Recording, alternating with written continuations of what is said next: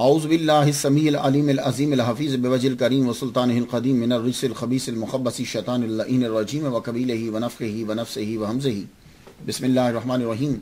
تمام نبیوں کے سردار حضرت محمد صلی اللہ علیہ وآلہ وسلم اور تمام مذاہب کے سردار دین اسلام کے پیروکاروں، سلام علیکم طبتم، برکتیں اور رحمتیں آپ پر۔ حضور صلی اللہ علیہ وآلہ وسلم پر صلاۃ و سلام، اور آپ کے صدقے سے آپ کے ماں باپ جو دنیا کے عظیم ماں باپ ہیں ان پر بھی صلاۃ و سلام۔ آج کی گفتگو جو ہے وہ 77ویں مرحلے میں پہنچ گئی۔ ھذا رحمت من ربی، اور آج جس ہستی کو سرنامہ کلام بنایا ہے عبد الکریم بن حوازن بن عبد الملک بن طلحہ ابو القاسم قشیری شافعی استوائی رحمۃ اللہ علیہ۔ آپ کی ولادت جو ہے وہ ربیع الاول 376 ہجری جولائی 986 عیسوی، اور تاریخ وصال آپ کی 16 ربیع الثانی 465 ہجری 29 دسمبر 1072 عیسوی۔ اس حساب سے قمری سال کے مطابق ٹوٹل عمر آپ کی 89 سال جو ہے وہ بنتی ہے، 89 ایئرز۔ پیر پیرا غوث پاک عبد القادر گیلانی رحمۃ اللہ علیہ سے 94 سال قبل پیدا ہوئے، یعنی پہلے پیدا ہوئے۔ ان کے وصال کے 5 سال بعد غوث پاک جو ہے وہ پیدا ہوئے۔ امام قشیری داتا گنج بخش علی حجویری رحمۃ اللہ علیہ سے 24 سال بڑے ہیں، جنہوں نے کشف المحجوب لکھی، ان سے 24 سال بڑے ہیں، لیکن تاریخ وصال دونوں کا ایک ہی ہے، 470 ہجری۔ آج 2015 میں امام قشیری رحمۃ اللہ علیہ کو دنیا سے گئے ہوئے قمری سال کے مطابق 942 سال جو ہے وہ ہو چکے، اور آج بھی ان کا نام زندہ ہے۔ امام قشیری کا نام تصوف کے اندر ذکر کرنا کیوں ضروری ہے؟ وجہ یہ ہے کہ تصوف کی اصطلاحات کو تفصیل کے ساتھ اور آسان طریقے سے جنہوں نے سمجھایا وہ سب سے پہلے امام قشیری رحمۃ اللہ علیہ، اور جنہوں نے قرآن مجید کی تفسیر جو ہے وہ مکمل تصوف کے رنگ میں لکھی سب سے پہلے وہ امام قشیری رحمۃ اللہ علیہ۔ تو ضروری ہے کہ آپ کا ذکر جو ہے وہ کیا جائے۔ آپ ہی کی کتاب جو ہے الرسالہ قشیریہ، اسی کو سب نے ماڈل بنایا اور اسی کی پیروی کی تمام بعد میں آنے والوں نے۔ اور آپ کی کتاب لطائف الاشارات جو ہے، یہ جو تفسیر جس میں مکمل تصوف کا رنگ ہے، اسی کو نمونہ بنایا اور پھر آگے تصوف کے رنگ میں تفاسیر جو ہے وہ لکھی گئی۔ اس لیے امام قشیری رحمۃ اللہ علیہ کا ذکر کرنا جو ہے وہ ضروری ہے۔ عالم بعمل ولی کامل کی منافق عزت نہیں کرتا۔ تو جب آپ دیکھیں کہ کوئی آدمی عالم بعمل، اور جو عالم بعمل ہوتا ہے وہی ولی ہوتا ہے، اس کی عزت نہیں کر رہا، توہین کر رہا ہے، تو سمجھ آؤ کہ اس کا ایمان کامل نہیں ہے۔ تو آؤ ذکر اولیاء کریں، کیونکہ ذکر خیر بھی محبت اور عزت کی علامت ہے۔ سب سے پہلے ہمارا معمول جو ہے وہ یہ ہے کہ ہم نام پر گفتگو کرتے ہیں۔ تو نام عبد الکریم، یہ آپ کا اصلی نام ہے۔ آپ کا اصلی نام عبد الکریم۔ عبد، یہ لفظ آپ تو سنا، بہت مشہور ہے عبد، اللہ تعالیٰ نے اس کو بارہا استعمال کیا ہے۔ یہ مضاف اور غیر مضاف قرآن مجید میں 28 مرتبہ آیا ہے لفظ عبد۔ یہ لفظ عبد کا معنی عام بندے بھی ہوتا ہے، جیسے الحر بالحر والعبد بالعبد، سورہ بقرہ آیت نمبر 178 کے اوپر۔ اور انبیاء کے لیے بھی لفظ عبد استعمال کیا۔ یہ حضرت عیسیٰ علیہ السلام نے یہ کہا، انی عبداللہ یاتانی الکتاب، عبداللہ، سورہ مریم آیت نمبر 30۔ وَوَهَبْنَا لِدَاوُودَ سُلَيْمَانَ نِعْمَ الْعَبْدُ، اللہ نے کہا وہ نعم العبد ہیں۔ تو عبد کا لفظ نبیوں کے لیے بھی استعمال ہوا، حضور صلی اللہ علیہ وآلہ وسلم کے لیے بھی استعمال ہوا، سبحان الذی اسری بعبدہ۔ تو تینوں جگہوں میں لفظ عبد استعمال ہوا ہے، لیکن تینوں جگہوں پہ معنی مختلف ہے، معنی ایک نہیں ہے۔ ویسے تو ٹرانسلیشن کرتے ہوئے عبد کا معنی ایک کر دیا جاتا ہے، لیکن عبد کا معنی ایک نہیں ہے۔ تو سب سے پہلے تو یہ سمجھ لیں کہ عبد کا معنی ہے کیا۔ عام طور پر جو مراد لیا جاتا ہے وہ فوراً آپ کے ذہن میں آ گیا ہوگا، لیکن غور سے سنیے گا۔ عبد اس بوٹی کو کہتے ہیں، ایک خوشبودار پودا ہے کہ جس کو اونٹ بڑے شوق سے کھاتا ہے، اور جب کھاتا ہے تو پھر اسے پیاس لگتی ہے، پانی پیتا ہے تو وہ موٹا ہوتا ہے۔ یہ ہے عبد۔ اب جب اس کے بیسک معنی کے اندر یہ چیز آ گئی، خوشبودار پودا، اور اس کے بعد پیاس، پھر فربہی، یہ ہے اس کے بیسک معنی کے اندر۔ تو اس کے بعد پھر اب اس سے آگے اس کا استعمال شروع ہوا۔ تو عبد کے مفہوم میں پہلے تکلف ہے، تکلیف ہے، پھر نفع ہے۔ تو غلام کو عربی میں عبد کہتے ہیں، کیوں؟ اس لیے کہ اس کو اپنی آزادی میں مشقت اٹھانا پڑتی، اس کے بعد اس کے لیے آزادی اور نفع ہے. تو غلام کو عبد کہا جاتا ہے کہ اس کو پہلے مشقت ہے اس کے لیے، اس کے بعد آسانی. اور ہم اللہ کے بندے ہیں، اللہ کے بندوں کو بھی عبد کہا جاتا ہے. کیوں؟ اس لیے کہ جو احکامات ہیں اللہ جب حکم دیتا ہے تو وہ اس پر عمل کرنا مشکل ہوتا ہے، لیکن جب آدمی عمل کر لیتا ہے تو پھر اس کے لیے آسانی پیدا ہو جاتی ہے. میں بتاؤں آپ کو، آپ کبھی غور کیجئے گا قرآن مجید کے اندر جتنے بھی آمنو کے ساتھ ہیں نا احکامات بڑے مشکل ہیں، لیکن جب آدمی کر لیتا ہے تو اس کے لیے آسانی ہے. یا ایھا الذین آمنوا کتب علیکم الصیام، روزہ رکھنا بڑا مشکل ہے. یا ایھا الذین آمنوا لا تبطلوا صدقاتکم بالمن والعذاب، بڑا مشکل ہے. یا ایھا الذین آمنوا صلوا علیہ وسلموا تسلیما، نبی پر صلاۃ و سلام پڑھو، بڑا مشکل ہے. پڑھ کے دیکھیے صلاۃ و سلام. ٹھیک ہے. تو اللہ تعالیٰ کے احکامات جو اپنے بندوں کے اوپر ہیں بڑے مشکل، لیکن جب آدمی کر لیتا ہے تو اس کے لیے نفع ہے. تیسرا، تو عبد کا معنی ہر حال میں اللہ تعالیٰ کے قوانین کی پابندی کرنے والا، اسے عبد کہتے ہیں. اور عبد کا ایک معنی اللہ تعالیٰ کا انتہائی قرب ہے. یہ عبد کا معنی جو ہے یہ محمد مصطفیٰ صلی اللہ علیہ وآلہ وسلم کے لیے انتہائی قرب. اس لیے حضور صلی اللہ علیہ وآلہ وسلم کو جب قرآن مجید کے اندر عبد کہا گیا، باقیوں کو جب عبد کہا گیا کسی نہ کسی صفت کا ذکر کیا گیا، لیکن جب حضور صلی اللہ علیہ وآلہ وسلم کو عبد کہا گیا تو کسی صفت کا ذکر نہیں ہے، عبد ہی ہے. تو انتہائی قرب کے لیے بھی عبد آتا ہے.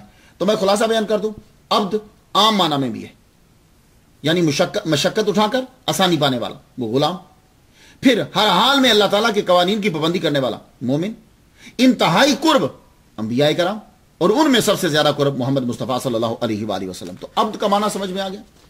اب اس کے بعد دوسرا جو آپ کے نام کا حصہ عبد الکریم، یہ کریم اللہ تعالیٰ کے صفاتی ناموں میں سے ایک ہے. یہ اسم قرآن مجید میں حالت رفعی، حالت نصبی اور حالت جری میں سب میں ملا کر 27 مرتبہ آیا ہے.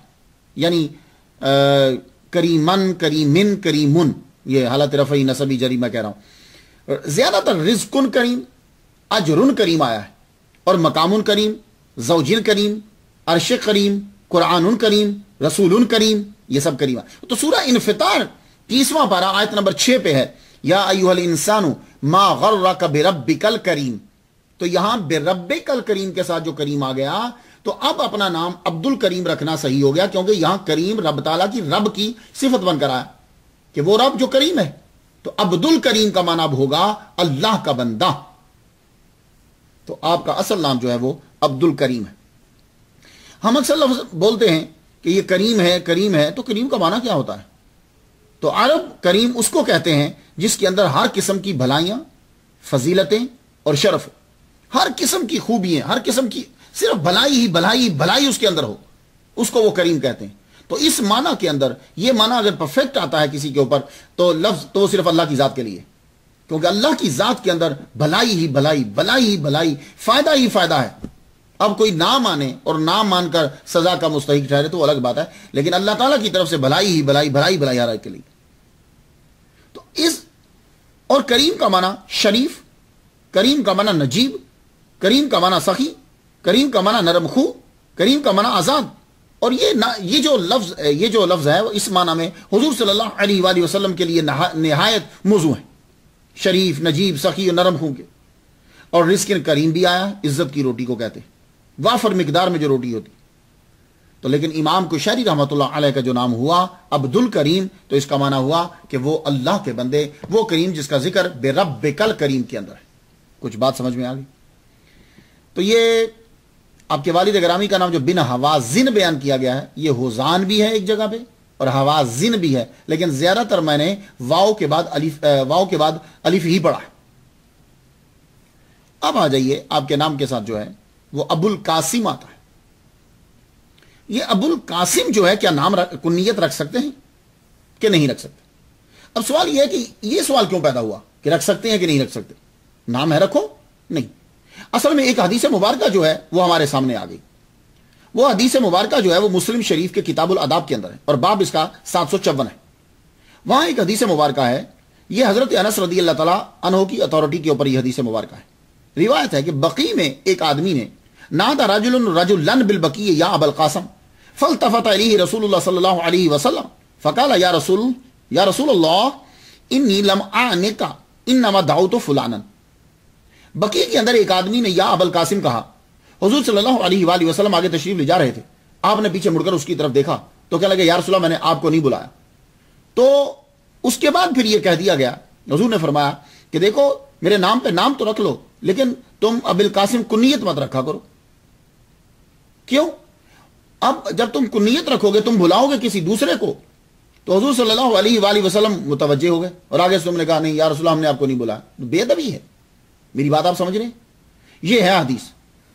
अब इस हदीस के बाद जो है मुख्तलिफ स्कॉलर्स ने अपने मुख्तलिफ जो है वो नताइज दिए। एक ने तो यकसर ही कह दिया कि जनाब अबुल कासिम कोई आदमी आज के दौर में भी नहीं रख सकता, आज के दौर में भी अबुल कासिम की नीयत जो है वो नहीं रख सकता। उन्होंने टोटली जाहिरी माना को उन्होंने लिया तो कहा नहीं रख सकता। लेकिन इमाम मालिक, जमहूर कदीम उलमा और अक्सर फुकाहा का मसलक यह है, कहते हैं कि यह ममानियत जो है यह सरकार के जाहिरी दौर में थी।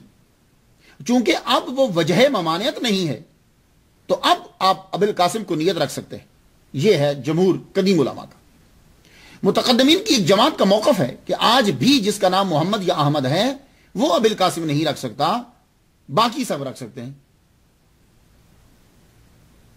तो अबुल कासिम जब मैं हिस्ट्री में देखने लगा कि औलिया कराम के ने कुन्नियत इस्तेमाल की है कि नहीं, तो मुझे बहुत सारे औलिया कराम मिले। आइए मैं अल्लामा यूसुफ नबहानी रहमतुल्लाह अलैह की बुक से कुछ अबुल कासिम आपकी नजर में पेश करना चाहता हूं। अबुल कासिम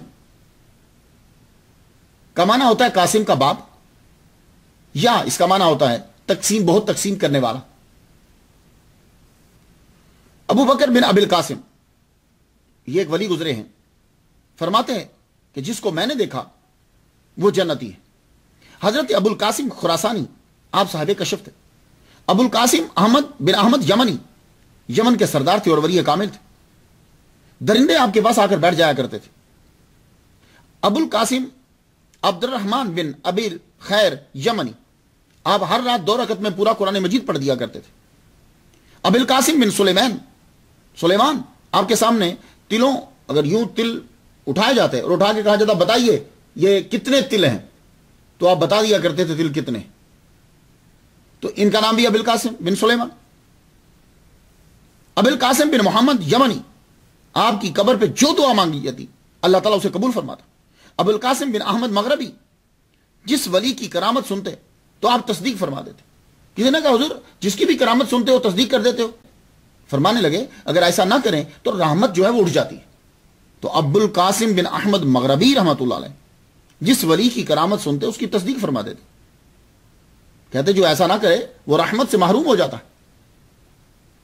अबुल कासिम अब्तला मिस्री रहमतुल्लाह अलैह, आप इतने बड़े बुजुर्ग थे कि जब आपको गुस्ल दिया गया तो लोगों ने आपके गुस्ल का पानी सुरमदानी में डाला, और जब कभी किसी की आंख जो है वो दर्द करती थी तो वो पानी अपनी आंखों में लगा लेते। अल्लाहु अकबर जल्ल शाह। अबुल कासिम बिन उमर, जो बीमार आता आप उसके लिए दुआ करते अल्लाह ताला उसको शिफा दे देता। तो ये मैंने चंद नाम बताए आपको, वली बताए जिनके नाम अबुल कासिम हैं। तो मालूम ये हुआ कि इमाम मालिक और जमहूर कदीम उलमा और अक्सर फुकाहा का मसलक जो है इसी के ऊपर ही लोग रहे हैं कि आज के दौर में अबुल कासिम नाम रख सकते हैं। सरकार के जाहिरी तौर के अंदर जो है वो इसकी ममानियत थी। अल्लाह अकबर जल्ल शान। तो आपके नाम के साथ कुशैरी लगता है। कुशैरी क्या है? कुशैर अरब का खानदान है और ये लोग मुसलमान आर्मी के साथ अरब से निकले और फिर बसरा, इराक, खुरासां, इन इलाकों के अंदर जहां जहां जगह मिली और ये लोग जो हैं वहां ठहरते गए। जब आर्मी निकलती थी आर्मी के साथ ये निकलते थे। कुशैर बिन रबिया बिन आमिर बिन साहसा, ये इनका शजरा नस्ब है। तो आप वालिद की तरफ से कुशैरी हैं और वालिदा की तरफ से सुलामी हैं।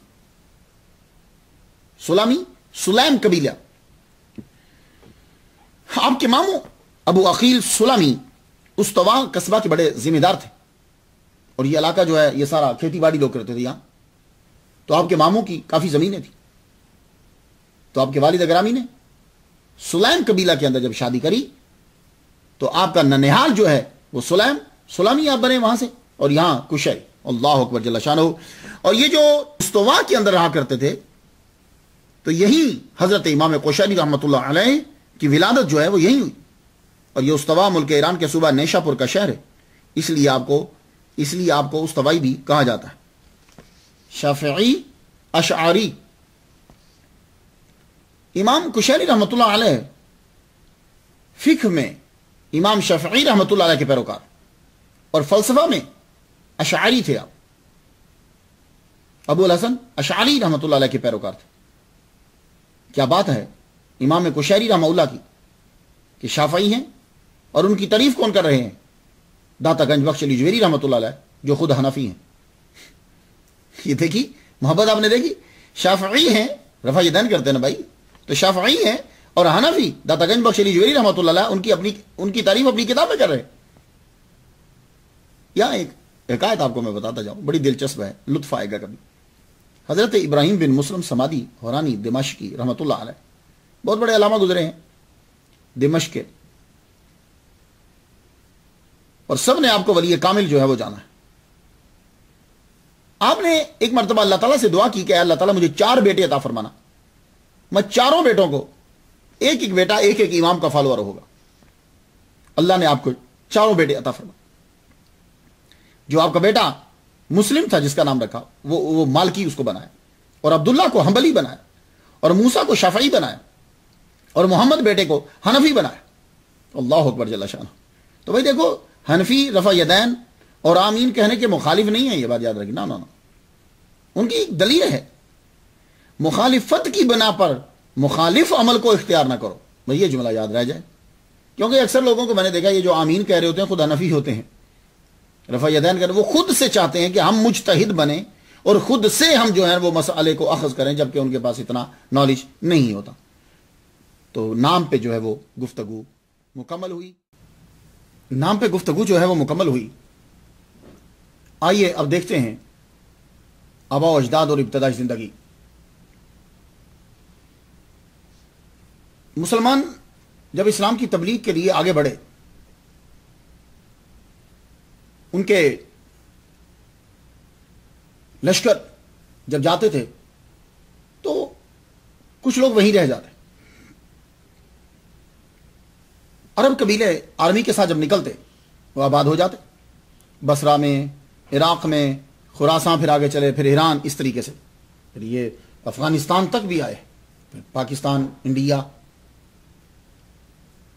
تو وہ جب یہاں رکتے تو مختلف کام شروع کر دیتے، کچھ تبلیغ شروع کر دیتے، کچھ بزنس وہاں شروع کر دیتے، اور کچھ جو ہیں وہ کھیتی باڑی شروع کر دیتے، جو جس کو کام آتا، جو ایزی لگتا وہ آگے بڑھتا جاتا۔ امام کوشری رحمۃ اللہ علیہ کے آباء و اجداد جو ہیں یہ بھی عرب سے ہی آئے ہیں۔ انہوں نے آ کر جب یہ استوا تک پہنچے ہیں تو آگے کھیتی باڑی شروع کر دی۔ استوا کے اندر ہی یہ جو قصبہ ہے موجودہ آج کے دور کا جو ایران ہے، اس کا صوبہ جو ہے وہ نیشا پور۔ ویسے پرانا جو خراساں تھا وہ بہت بڑا خراساں تھا، یہ بات آج کا نہیں، پرانا خراساں وہ بہت بڑا تھا۔ اس کا نقشہ آپ اگر دیکھنا چاہیں نا تو آپ کو اس کے اندر بہت سارے جو آج ملک بن چکے ہیں وہ اس کے چھوٹے چھوٹے شہر ہوا کرتے تھے، صوبے سمجھ لیجئے وہ ہوتے تھے۔ ہاں، تو اس خراساں کے اندر جو ہے نا وہ آپ کا قیام، وہاں یہ استوا قصبہ، وہاں آپ کھیتی باڑی کیا کرتے تھے۔ ددیال اور ننہال، ننہال میں کھیتی باڑی زیادہ تھی، بلکہ یہ بہت بڑے زمیندار تھا آپ کا ننہال جو ہے، یعنی آپ کہہ سکتے ہیں کہ آپ کے ماموں جو تھے ابو عقیل سلامی، یہ بہت بڑے زمیندار تھے، بڑی امیر آسامی تھی۔ امام کوشری رحمۃ اللہ علیہ کے دور تک گھر کی اور ماحول کی زبان جو ہے وہ پرشین ہو چکی تھی، لیکن عربی سے رابطہ ابھی تک کٹا نہیں تھا۔ عربی کی تعلیم بچوں کو ضرور دلوائی جاتی تھی۔ فارسی زبان چونکہ ارد گرد کی زبان فارسی تھی، اس لیے گھر تک فارسی پہنچ چکی۔ تو آپ کی ولادت جو ہے وہ ربیع الاول میں ہوئی 1033 سال قبل، یا ابھی جو میں گفتگو کر رہا ہوں 1033 سال قبل شمسی سال کے مطابق آپ کی پیدائش جو ہے وہ ہوئی۔ ملک ایران اس وقت کا خراساں آج کے خراساں سے ذرا مختلف ہے۔ تو آپ بچپن میں ہی یتیم ہو گئے، آپ کے والد گرامی جو ہے کا سایہ سر سے اٹھ گیا۔ میں اکثر عظیم لوگوں کو دیکھتا ہوں کہ وہ ان کے باپ کا سایہ سر سے اٹھ جاتا ہے، ان پہ مشکلات آتی ہیں، پھر وہ توجہ کے ساتھ جو ہے وہ پڑھتے ہیں. ہمارے نبی صلی اللہ علیہ وسلم، خیر وہ تو ایک اور حکمت تھی، اس کے علاوہ اور بڑے بڑے لوگوں کو میں نے دیکھا. تو آپ کے والد گرامی کا جب سایہ اٹھ گیا تو اس خاندان کے اندر عربی زبان کا سیکھنا لازمی تھا. کیوں؟ جب آپ کے آباء و اجداد کی زبان سے تعلق، رسم الخط سے تعلق ختم ہو جاتا ہے تو سمجھ جائیے کہ وہ بچہ اب آپ کا نہیں ہے. یہ بات یاد رکھیے. پھر آپ کا تعلق آپ کے ماضی سے کٹ گیا. آپ کے ماضی کے ساتھ آپ کا تعلق، آپ کی زبان اور آپ کا رسم الخط، یہ دونوں چیزیں آپ کے ماضی کے ساتھ تعلق جوڑتی. اس لیے یہ بڑی خاموشی کے ساتھ مسلمانوں کے ساتھ خاص طور پر سازش کی جا رہی ہے کہ رسم الخط کو جو ہے وہ ختم کیا جائے. مسلمان جو ہے رومن میں لکھیں، بعض کو بڑی آواز اٹھتی ہے مسلمان رومن میں لکھیں. وہ کیا ہوتا ہے؟ وہ انگلش میں لکھتے ہیں میم، MAIN، میں، ہے. تو وہ کیا ہوتا ہے؟ آپ کا ایک اپنا ماضی ہے. لکھائی بھی آپ کا ایک بہت بڑا سرمایہ ہے. رسم الخط جو ہے، یہ جو اتاترک ہیں ترکی کے، جنہوں نے ترکی کو آزادی دلائی، انہوں نے کیا کیا تھا؟ انہوں نے رسم الخط کو ختم کر کے رومن شروع کر دیا. تو ایک بہت بڑے پروفیسر تھے اس دور کے، بڑے اسکالر، بڑے مشہور تھے. وہ آئے اپنے بچوں کو لے کر بھی آئے، اتاترک کے ساتھ بیٹھے. اتاترک یوں بیٹھا ہوا، وہ سامنے بیٹھ کر انہوں نے کیا کیا؟ انہوں نے کہا کہ یہ جو تم نے اعلان کیا کہ رسم الخط ختم کر دیا جائے اور رسم الخط رومن شروع کیا جائے، تو یہ بہت بڑا ظلم ہے. انہوں نے پسٹل نکالا اور سامنے رکھ دیا، کہا یہ پکڑو اور میرے بچوں کو خود اپنے ہاتھوں سے مار دو. کیوں؟ کہ ہمارا تو سارا سلسلہ، سارا ماضی جو ہے وہ ہمارے رسم الخط کے ساتھ ہے. لیکن اتاترک کی بھی مجبوری تھی. وہ کیوں؟ اس لیے کہ اتاترک جو تھا، عثمانیہ جو ہے یہ حکومت کرتے تھے، سارے عربی ملک ان کے انڈر تھے. تو وہ عربیوں نے کیا کیا؟ کو مارا، ان کے فوجیوں کو مارا، ان کے نمائندوں کو مارا، ان کو نقصان پہنچایا، اور اپنی زبان کی بیس کے اوپر جو ہے وہ ملک الگ الگ ہو گئے. سعودی عرب کے اندر کتنے قتل کیے گئے، طواف کے دوران قتل کیے گئے، اماموں کو مسلحوں پہ ذبح کیا گیا. تو یہ جتنے بھی عربی ممالک تھے، تو اب اس کو نا کیا ہوا، وہ غصے میں آ کر اس نے کہا کہ یہ عربی مسلمان ہو کر ہم بھی مسلمان ہیں، اور زبان کی بیس کے اوپر انہوں نے ہم لوگوں کو مارا ہے، اور ایک بڑی طاقت کو جو ہے وہ توڑ کے رکھ دیا ہے. چلو اس کی ایک اپنی مجبوری تھی. لیکن میرا یہ غلط کون صحیح کون، میرا یہ ٹاپک نہیں ہے. میں یہ بتانا چاہتا ہوں کہ جتنے بھی آپ لوگ ہو، میری آواز جہاں تک جا رہی ہے، ماشاءاللہ اب تو بہت سے ممالک کے اندر لوگ سنتے ہیں. میں نے امریکہ کے اندر تقریر کرتے ہوئے جمعہ کے خطبہ میں بھی یہ کہا تھا. میں نے کہا دیکھو، اگر تم میمنی بولتے ہو اپنے بچوں کو میمنی ضرور سکھانا. تم بنگالی بولتے ہو اپنے بچوں کو بنگلہ ضرور سکھاؤ. تم اردو بولتے ہو اپنے بچے کو اردو سکھاؤ. عربی بولتے کیوں؟ کہ تمہاری زبان اور تمہاری زبان کا رسم الخط جو ہے وہ ماضی کے ساتھ تمہارے تعلق کو جوڑے رکھے گا. جب بھی کبھی فاتح قومیں آتی ہیں، وہ سب سے پہلے آتے ہی تمہاری زبان کو ختم کرتی ہیں، کہ تمہاری زبان جب ختم ہو جائے گی تمہارا تعلق ختم ہو جائے گا. پھر تم وہی چیزیں جانو گے جو اس زبان میں ہے جو تم بول رہے. تو امام کوشیری رحمۃ اللہ علیہ جب پیدا ہوئے تو آپ کے ماموں کو یہ بات پتا تھی. انہوں نے اپنے بیٹے کو ابو القاسم یمانی سے عربی ادب سکھایا کہ اس کو لینگویج سکھاؤ. اب وہ لینگویج جو ہے وہ سیکھی. آپ نے عربی ادب جو ہے سیکھا، قرآن مجید آپ نے پڑھا. تو فارسی تو گھر میں ویسے ہی بولی جاتی، باہر کی محلے کی زبان بھی وہی ہے. تو جب آپ نے عربی کی تعلیم لے لی، گھڑ سواری آپ نے سیکھی، اسلحہ چلانا آپ نے سیکھا. بھائی یہ تو عربیوں کی شان ہے نا بھائی. اسلحہ آج بھی آپ کو دیکھا کہ تلوار ہاتھ میں ضرور پکڑی ہوتی ہے، بھلے سے چلانی آئے یا نہ آئے، یا چلا سکے نہ چلا سکے، پکڑتے ضرور ہیں ہاتھ میں. تو تلوار چلانا، اسلحہ چلانا، امام کوشیری رحمۃ اللہ علیہ سبحان اللہ گھڑ سواری کے زبردست ماہر تھے، اور اسلحہ چلانے کے بھی. لیکن دین کی طرف رجحان آپ کا نہیں تھا. وہ کیوں؟ اس لیے کہ ماموں ذمہ دار ہیں جن کے گھر میں رہ رہے ہیں. اب جو ذمہ دار ہوگا وہ وہی سیکھے گا جو اس کے بزنس سے تعلق رکھتا ہے. تو اس دور میں لگان لیا جاتا تھا، ٹیکس لیا جاتا تھا.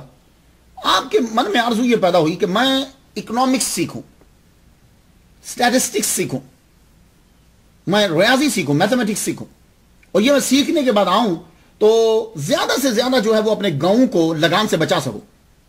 مجھے حساب کیوں، وہ لوگ پڑھے لکھے تو تھے نہیں، تو لگان زیادہ لے جاتے تھے لوگ. آپ نے یہ ٹھان لی کہ مجھے علم الحساب سیکھنا ہے، دولت بھی ملتی. اور آج کے دور میں بھی آپ دیکھ لیجیے جو چارٹرڈ اکاؤنٹنٹ ہے، جو ٹیکس کے کاغذ بھرتا، پیسے کماتا ہے. تو امام کوشیری رحمۃ اللہ علیہ اب گھر سے چلے استوا سے نیشاپور کی طرف. نیشاپور میں جا کر علم الحساب سیکھنا ہے، ریاضی سیکھنی، میتھمیٹکس سیکھنا ہے، اور اکنامکس سیکھنی ہے. آپ سیکھنے کے لیے وہاں سے چل پڑے. اس دور کے اندر دو ملک تھے کہ جہاں علم ہوتا تھا, ایک مصر ایجپٹ اور ایک یہ نیشاپور. نیشاپور تو مرکز تھا نا, نیشاپور تو مرکز تھا. ہر فن کا ماہر, ہر فن کا عالم جو ہے وہ یہاں موجود تھا, کیونکہ یہ دارالحکومت تھا خراسان. تو آپ گاؤں سے نکلے ماموں سے اجازت لے کے, والدہ سے اجازت لے کے علم الحساب پڑھنے کے لیے. نیشاپور آج بھی ملک ایران کا مشہور صوبہ ہے, اور یہ نیشاپور جو ہے بارہا حملہ آوروں کا نشانہ بنا, بہت سے بادشاہوں کا مرکز رہا. اس دور میں یعنی 986 عیسوی میں مصر اور نیشاپور بہت مشہور تھے, مگر نیشاپور میں اسکالر زیادہ تھے. یہی وجہ کہ خطیب بغدادی نے اپنے ایک استاد ابو بکر احمد بن محمد بن احمد خوارزمی سے پوچھا کہ مجھے مزید علم سیکھنا ہے تو میں کہاں جاؤں. کہنے لگے اگر تم ایجپٹ جاؤ گے تو ایک ہی کو پاؤ گے, کوئی ایک علامہ ہوگا, لیکن اگر تم نیشاپور میں جاؤ گے تو بہت سو کو پاؤ گے, بڑے اسکالر ہیں وہاں. تو آپ پھر نیشاپور میں گئے. تو ہر قسم کے علم کا وہ مرکز ہے. علم الحساب سیکھنے کے لیے, اکنامکس سیکھنے کے لیے نیشاپور میں جب پہنچے تو اب وہاں ڈھونڈتے تھے کہ کون سا استاد ماہر ہے, اس سے سیکھا جائے. اس کے لیے آپ کو کچھ دن لگے کہ تلاش کریں کہ کون سا جو اسکالر ہے وہ مجھے علم الحساب پڑھائے گا بہتر انداز میں. اس مدرسے میں گئے, اس مدرسے میں گئے, وہاں کا پتہ چلا. ڈھونڈتے ہوئے آپ کو اس دور کے اندر ایک بہت بڑے علامہ, مفتی, محدث, مفسر, ولی کامل, ماہر تصوف, صوفی حضرت ابو علی دقاق رحمت اللہ علیہ سے واسطہ ہو گیا آپ کا. یہ دقاق دقیق سے ہے, آٹا, ٹھیک ہے نا. تو دقاق سے جب آپ کا واسطہ پڑا, آپ تقریر فرما رہے تھے, یہ اس واسط کے اندر کھڑے ہو گئے امام کشائری رحمت اللہ. جب کھڑے ہوئے وہ ایسی غضب کی انہوں نے تقریر فرمائی, یہ بڑی اچھی لگی تقریر. دوسرے دن پھر آ گئے, پھر آ کر ان کی تقریر کو غور سے سننے لگے. تلاش تو کر رہے تھے کہ کوئی علم الحساب کا ماہر ملے تو میں ریاضی سیکھوں اور اکنامکس سیکھوں اور جا کر پیسے کماؤں اور لگان جو ہے وہ کم ہو. دوسرے دن, تیسرے دن جب آپ نے لیکچر سماعت کیا تو ابو علی دقاق رحمت اللہ علیہ, وہ بھی تو صوفی تھے, ولی کامل تھے. آپ نے ان کے دل کو کیپچر کر لیا, پکڑ لیا, دل قبضے میں کر لیا. دل جب قبضے میں کر لیا, اب یہ ان کے لیکچر میں بیٹھ علم الحساب بھول گئے, وہیں آ کر بیٹھنے لگے.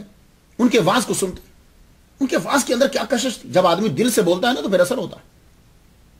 ایک ہے کہ آپ کتابیں یاد کر کے پھر بولو تو آپ علامہ ہو بھائی, کیا بات ہے, کیا مکفہ مسجع عبارات بولتے چلے جا رہے ہو. ایک ہوتا ہے کہ تم دل سے بولو, اور جب دل سے بولتے ہو پھر مکفہ مسجع عبارتوں کی ضرورت نہیں رہتی, آدمی کا دل خود ہی کھینچا چلا جاتا ہے. آپ نے کبھی امیر دعوت اسلامی مجدد مسلک اہل سنت مولانا الیاس قادری مدد ضلع والی کی تقریر سنی ہے؟ اگر آپ کمپیریزن کرو کہ کوئی بہت بڑا مقرر جو بڑی مکفہ مسجع عبارات بولتا ہے تو یقین جانیے آپ کہیں گے کہ بھائی ان کو بولنا نہیں آتا, لیکن ان کی کرامت دیکھ لو. 100 ملکوں سے زیادہ ان کے جو ہیں وہ سینٹرز ہیں, اور وہاں ان کے اسکالرز جو ہیں وہ تبلیغ کر رہے ہیں, ایون کہ نیپال کے بارڈر کے اوپر بھی. تو یہ وہ کیا ہے, وہ دل سے آواز نکلتی ہے, وہ جو بات سادہ انداز میں کہتے ہیں وہ دل سے نکلتی ہے. تو اس لیے جب تمہارے اندر خلوص شامل ہو جائے گا, نیت صحیح ہوگی اور تم دل سے نکالو گے, تمہیں کتابوں کے مکفہ مسجع عبارات کی ضرورت نہیں ہے, وہ تمہاری بات جو ہے وہ فوراً اگلے کے دل میں چلے جائے گی. تو ابو علی دقاق رحمت اللہ علیہ دل سے گفتگو فرمائے, تو یہ آپ علم الحساب بھول گئے, وہاں بیٹھنے لگ گئے. جب ان کی محفل میں بیٹھنے لگ گئے تو یہ اسی طرح کی مثال ہے جیسے وہ کبھی آپ نے سنا ہو, کچھ لوگ ایسے ہوتے ہیں کہ ان لوگوں کو زنجیروں سے باندھ کر جنت میں لے جایا جاتا ہے.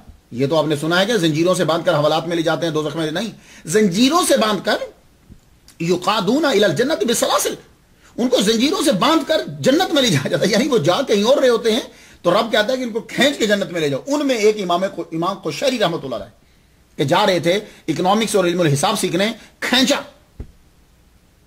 سیم صورتحال میری, جب میں نے میٹرک فرسٹ ڈویژن کیا تو میں نے اپنے والد گرامی طالب حسین شاہ رحمۃ اللہ علیہ سے یہ کہا کہ مجھے گورنمنٹ اسلامیہ کالج میں داخل دواؤ, اور میں نے اسٹیٹسٹکس, اکنامکس اور یہ میتھمیٹکس رکھی, لیکن چند ہی داخلہ میرا ہو گیا, سب کچھ ہو گیا, کچھ ہی عرصے کے بعد پھر میں دوبارہ جامعہ نمیہ چلا گیا پڑھنے کے لیے، پھر دین پڑھنے کے لیے چلا گیا۔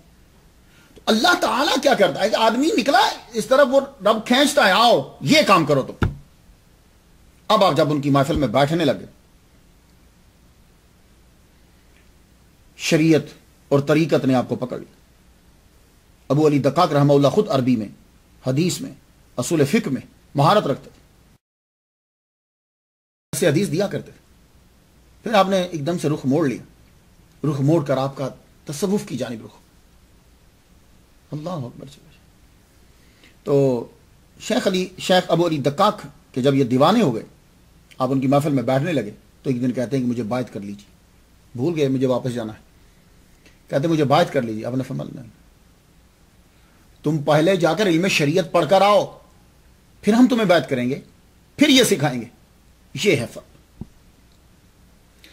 حضرت نظام الدین و محبوب العلیاء جو ہیں، ان سے پہلے بائعت بہت مشکل تھی۔ غور سے سنیے گا، حضرت نظام الدین والملت والاولیاء جو ہیں، ان سے پہلے بائعت بہت ہی مشکل تھی۔ یعنی بعض اوقات تو اتنی مشکل ہو جاتی تھی کہ آدمی کو پورا 8 9 10 سال جو ہے وہ پڑھنا پڑتا تھا، پھر بائعت ہوتی تھی، اتنی مشکل ہوتی تھی، لیکن پھر بھی مشکل تھی۔ نظام الدین والملت والاولیاء نے بائعت کو آسان کر دیا۔ وہ کیوں کیا؟ آپ کی ایک لاجک تھی، ریزن تھی، اور وہ تقاضا تھا اس دور کا۔ وہ کیا تھا؟ آپ فرماتے تھے کہ یہ جب بائعت کریں گے تو چلو توبہ تو کریں گے۔ آپ نے توبہ کو سامنے رکھتے ہوئے بائعت کو عام کر دیا۔ جو بھی آتا آپ بائعت کرتے، خرقہ بھی عطا فرما دیتے کہ وہ اسی بہانے اس کی لاج رکھتے ہوئے جرم سے باز آ جائے گا اور اللہ کی طرف آ جائے گا۔ زبردست بات ہے یہ بھی۔ لیکن قبل کیا ہوتا تھا؟ قبل یہ تھا کہ جاؤ جا کے پڑھو، تو بائعت بہت مشکل ہوتی تھی۔ آج کل تو خیر اور ہی آسان ہو گئی، اب تو ہم اسے کچھ کہتے بھی نہیں، ٹھیک ہے چل رہا جو چلنے دو۔ تو کہنے لگے کہ آپ سب سے پہلے جا کر شریعت پڑھیے۔ جملہ کیا کہا؟ دیکھیے یہ جو چھوٹے چھوٹے جملے ہیں نا، یہی آپ کی لائن کو چینج کریں گے۔ کیا کہا آپ نے؟ آپ نے کہا دیکھو بیٹا، طریقت کی بنیاد شریعت کے اوپر ہے۔ یہ جو صوفیاء ہیں، جو ولی کامل ہیں، یہ بیٹے ان کے بعد جو تصوف ہوتا ہے وہ سارے کا سارا اس کی بنیاد شریعت کے اوپر ہوتی ہے۔ پہلے علم شریعت سیکھ کر آؤ، اس کے بعد آ کر طریقت سیکھو۔ کچھ بات واضح ہو گئی ہے؟ تو جب یہ بات واضح ہے ان لوگوں کے لفظوں سے، اقوال سے، کہ جنہوں نے تصوف کو پھیلایا ہے، تو کیا پرابلم ہے؟ مجھے ہی سمجھ نہیں آتی ان لوگوں کی کہ ان کے ساتھ ان کی نفسیات کیا ہے کہ وہ آج کے جاہل لوگوں کو دیکھ کر اس پورے سلسلے کے اوپر اعتراض کر دیتے ہیں۔ کوئی بات سمجھی آپ نے؟ تو کہا کہ طریقت کی بنیاد شریعت کے اوپر ہے۔ سادہ لفظوں میں بول دوں جو آپ کو فیملیئر ہے، تصوف کی بنیاد قرآن اور حدیث کے اوپر ہے۔ جاؤ پہلے جا کے یہ سیکھو، اب آپ واپس آپ نے وہیں ماما سے اجازت بھی لی، گھر سے اجازت بھی لی، کہا مجھے علم الحساب نہیں سیکھنا، مجھے ریاضی نہیں سیکھنی، اکنامکس نہیں، مجھے دین سیکھنا ہے۔ اجازت دے دی انہوں نے، ٹھیک ہے، خوش ہوئے کہ عربی سیکھ رہا بیٹا ہمارا۔ انہوں نے یہ نہیں کہا نہیں نہیں یہی سیکھو تمہارا مستقبل بن جائے گا۔ وہ ماں باپ کا اللہ پہ توکل ہوتا تھا۔ تو ہم اپنے بچوں کو دنیا کی تعلیم سکھاتے ہیں کہ تمہارا مستقبل بن جائے گا، پیسے زیادہ کماؤ گے۔ نہیں، مگر ٹھیک ہے سیکھو۔ امام کشیری رحمۃ اللہ علیہ پھر سیکھنے کے لیے آگے بڑھے۔ علم الفقہ حضرت ابو بکر بن ابی بکر توسی رحمۃ اللہ علیہ سے علم الفقہ سیکھی آپ۔ ابو حامد احمد بن محمد اسفرائینی سے، ان سے بھی آپ نے پڑھا۔ یہ شافعی فقہ کے امام تھے۔ آپ کو جتنے اساتذہ ملے وہ سب شوافع ملے، تو اس لیے آپ نے فقہ جو سیکھی وہ امام شافعی رحمۃ اللہ علیہ کی فقہ سیکھی۔ امام ابو بکر جو ہیں ان سے بھی اصول فقہ پڑھا آپ نے۔ اصول شاشی، نور الانوار، یہ جو کتابیں اس قسم کی جو کتابیں ہیں، یہ ضروری نہیں کہ یہ کتابیں اس دور میں ہوں، خیر مطلب یعنی ان کتابوں کے اندر جو ہے وہ اصول فقہ وہ آپ نے پڑھے۔ اور یہ اساتذہ کتنے زبردست باادب ہوتے تھے۔ آج کل کے دور میں تو ایسے اساتذہ بھی نہیں ملتے۔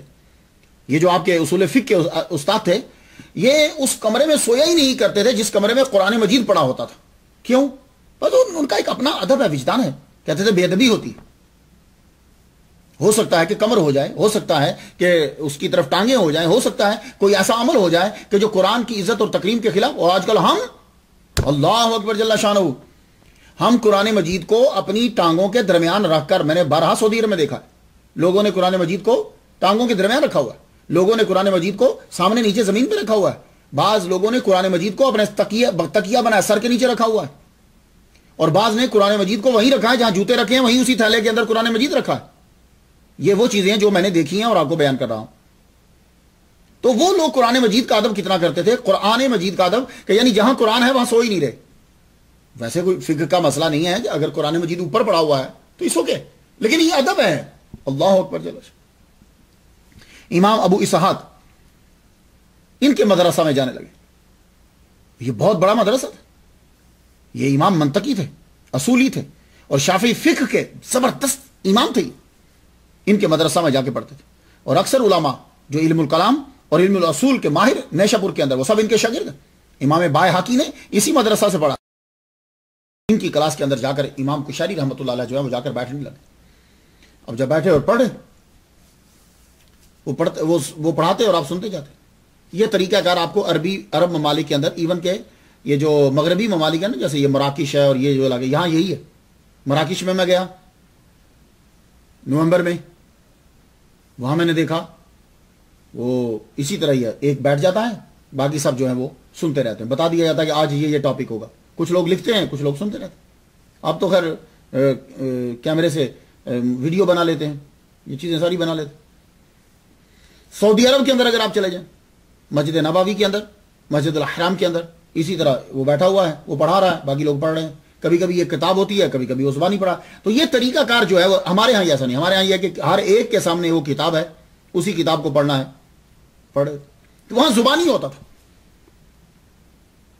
تو امام جب پڑھا رہے ہیں ابو اسحاق تو آپ سنتے جاتے تھے۔ ایک دن انہوں نے پاس بلا کے کہا، بیٹے اگر لکھ لیا کرو تو بہتر ہے تمہارے لیے۔ کہنے لگے مجھے سارا زبانی یاد ہے، آپ نے جتنا آج تک پڑھا ہے۔ لگے اچھا، تو آپ نے وہ سارا سنا دیا، شروع کر دیا سنانا، تو آپ کو یقین ہو گیا کہ واقعی یہ صحیح کہہ رہے، اتنا اللہ تعالیٰ نے۔ تو ادھر امام کشیری رحمۃ اللہ علیہ علم شریعت پڑھتے جا رہے ہیں، اور آپ باقاعدہ طور پر حضرت ابو علی دقاق رحمۃ اللہ علیہ کی محفل میں بھی شامل ہوتے، وہاں بیٹھتے، ان کے بھی جب ان کا واز ہوتا تو آپ جاتے۔ لیکن کمال ادب ہے، اللہ اکبر جل شانہ، کمال ادب ہے، کمال ادب ہے۔ جب بھی آپ نے ان کی محفل میں جانا ہوتا، غور سے سنیے گا، آج کل تو وہ عقیدت بھی نہیں رہی اور وہ پیر بھی نہیں رہے، تو ادب کا تقاضا یہ تھا کہ پہلے ایک دن روزہ رکھتے، معلوم ہوتا کہ آج ابو علی دقاق رحمۃ اللہ علیہ واز فرمائیں گے، ان سے ملاقات کرنا ہے، تو اس سے پہلے ایک دن روزہ رکھتے۔ روزہ رکھنے کے بعد جب محفل میں جانے لگتے تو غسل کرتے، غسل کرنے کے بعد اب آپ جاتے، یہ ادب ہے۔ تو واز سناتے، اور ہمت کبھی کبھی تو ایسا ہوتا کہ ملاقات ہو جاتی، اور کبھی تو ہمت ہی نہ پڑتی، دروازے تقریر سن کر ہی پلٹ آتے واپس، کہ ہمت نہ پڑتی کہ میں آگے جا کے مل لوں ان سے، یہ ادب ہے۔ تبھی وہی شاگرد بڑے اعلیٰ مقام پر پہنچتے ہیں۔ ہم تو ان لوگوں کو عجیب سا سمجھتے ہیں نا، یار کیا کرنا استاد ہمارے جیسے، یہ برابر کی بات کرو۔ ایسا کتابوں سے علم نہیں آتا، کتابوں سے علم آتا ہوتا تو انٹرنیٹ بھرا پڑا ہے، سارے امام بخاری بن جائیں۔ نہیں، کہ علم استاد کی نظر سے آتا ہے، استاد کا ادب کرنے سے آتا ہے، اللہ کے فضل سے آتا ہے۔ حضرت ابو علی دقاق رحمۃ اللہ علیہ کا واز سنتے، اور جب علم شریعت مکمل ہو گیا تو عرض کی حضور آپ بات کر لیجئے، تو آپ نے طریقت میں بات کر لی۔ تو ابو علی دقاق رحمۃ اللہ علیہ نے طریقت کسے سیکھی؟ آپ خود فرمایا کرتے تھے، ابو القاسم نصر آبادی سے، اور انہوں نے حضرت شبلی سے، انہوں نے حضرت جنید بغدادی سے، انہوں نے حضرت سری سقطی سے، انہوں نے حضرت معروف کرہی سے، اور انہوں نے حضرت داؤد طائی سے، اور حضرت داؤد طائی کی ملاقات بہت سے تبا تبعین سے، اور تبا تبعین نے تابعین سے، اور تابعین نے صحابہ کرام سے، اور صحابہ کرام نے محمد مصطفیٰ صلی اللہ علیہ وسلم۔ تو یہ ابو علی دقاق رحمۃ اللہ علیہ کے پاس فیض محمد مصطفیٰ صلی اللہ علیہ وآلہ وسلم، اور آپ کے جو پیر ہیں وہ ابو القاسم نصر آبادی رحمۃ اللہ علیہ۔ بات ہو گئی، ہر چیز آگے سے تیار تھی، شروع سے ہی تو دیکھ رہے تھے پیر کہ یہ آدمی کس طرح ترقی کر رہا ہے، اور خود گائیڈ لائن بھی دیتے ہوں گے۔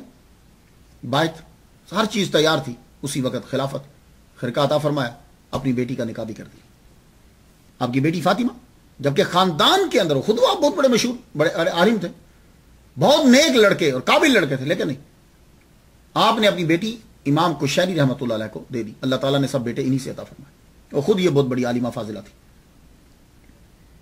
اور اس وقت امام کشیری رحمۃ اللہ علیہ کی عمر جو ہے وہ 29 سال تھی جب آپ کی شادی ہو، اور آپ اپنے مرشد سے اب رہنمائی لینے لگے تصوف کی۔ کچھ چیزیں ایسی ہوتی ہیں کہ جو مرشد ہی رہنمائی کر سکتا ہے۔ کیوں؟ مرشد اس دور کے تقاضے کو دیکھتے ہوئے مسئلے کا جواب دیتا ہے۔ مرشد بہت ضروری ہے، یہ بات یاد رکھیے، مرشد بہت ضروری ہے۔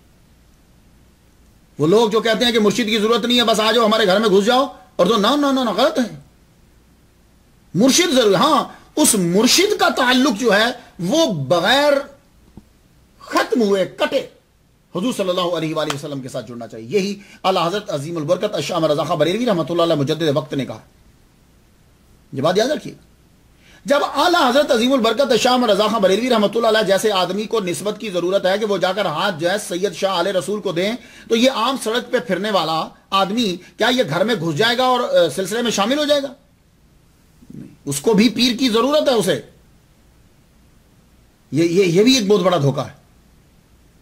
تو آپ کو رابطہ ٹھیک ہے، آپ کی غوث پاک سے عقیدت ہے، لیکن آپ کو فیض تب ملے گا کہ جب آپ ایک ایسی لائن کو پکڑ لیں یا ایک ایسی تار کے ساتھ کنیکشن جوڑ لیں کہ جو غوث پاک تک جاتی ہے۔ اور اگر آپ نے بیعت کی ہی نہیں، کنیکشن جوڑا ہی نہیں، ویسے ہی آپ جی میں بیعت ہو گیا ہوں، نہیں، تو بابا بلے شاہ رحمۃ اللہ علیہ فرمایا کرتے تھے کہ جس طریقے سے ایک عورت کو خامد کے تصور کے ساتھ بچہ نہیں نہ ہو سکتا، اسی طرح مرید کو پیر کا تصور نہیں کرنا، اپنا رابطہ جوڑنا ہے پکا۔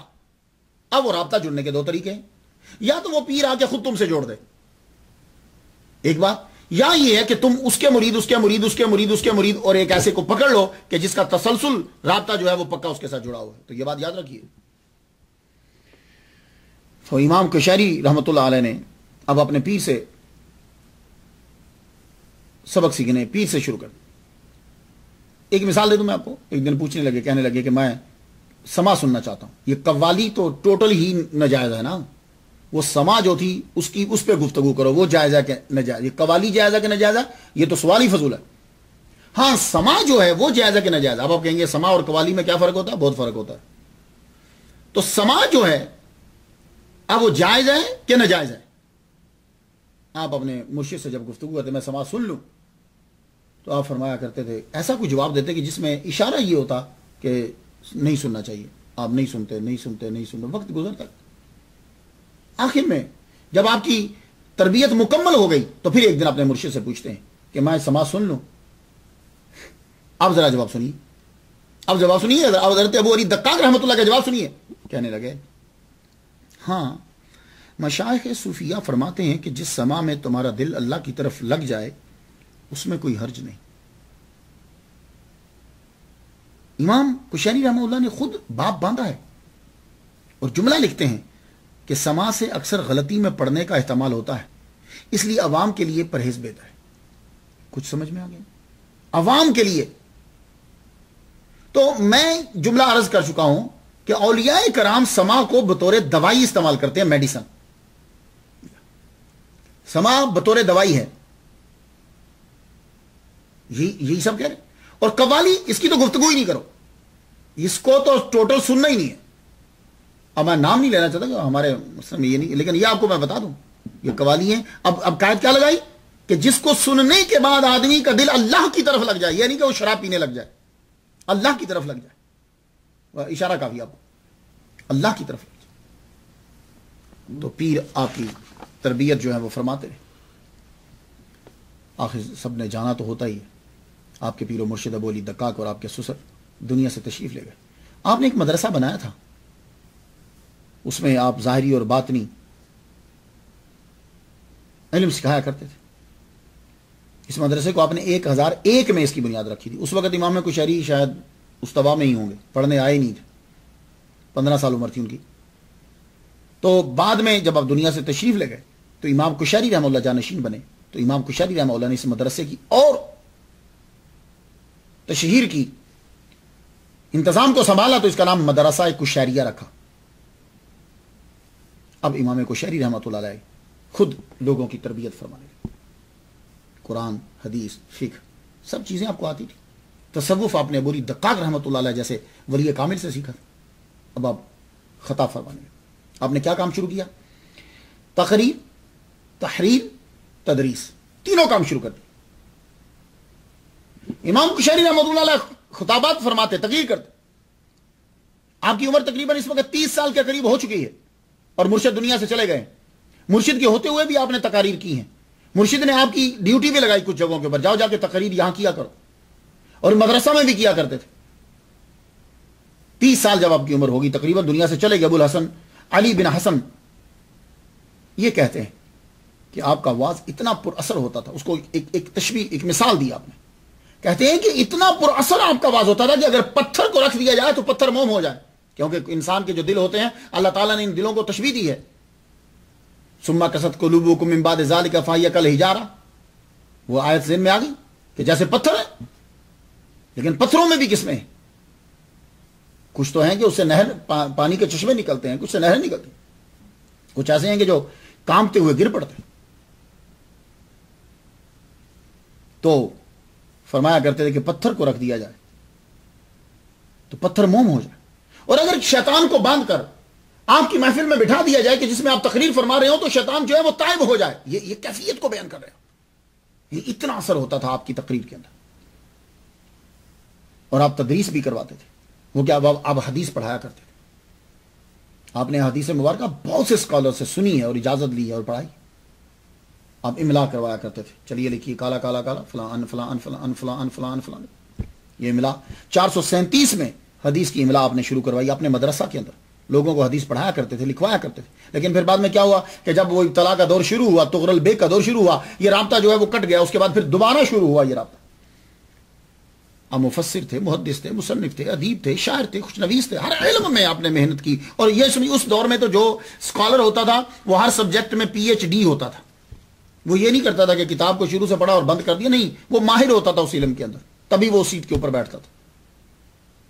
आज के दौर में तो हम किसी एक में जाके अल्लामा बनते हैं, PhD होते हैं, बाद नहीं, वो हर उस सब्जेक्ट में PhD कर लेते थे। अल्लाह का फजल होता था उन पर। घुड़सवारी सीखी, नहवी गजब के थे आप, और अरबी लुगत, अल्लाह अकबर जल्ल शान। मगर तसव्वुफ का रंग जो है वो इन तमाम के ऊपर जो है वो गालिब आ गया। तो 437 हिजरी में आपने पढ़ाना शुरू किया, फिर बीच में राब्ता जो है वो कट गया, आपको नशापुर जो है वो छोड़ना पड़ा। 455 हिजरी में दोबारा वापिस आए, फिर से आपने यही काम शुरू किया। फिर आप आखिरी दम तक आप यही सिलसिला जारी रहा।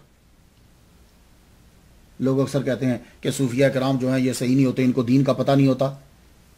मैं अर्ज करना चाहूंगा, प्लीज आप पढ़िए। माशाल्लाह हज़रत अहमद तो मेरा भी अल्लाह ताला का बड़ा करम है कि मेरी वजह से बहुत सारे लोग जो हैं वो औलिया कराम की तरफ फिर पलटे। अब उनको पढ़ने लगे, उन्हें पता चला कि यार असल दीन तो इनके पास है।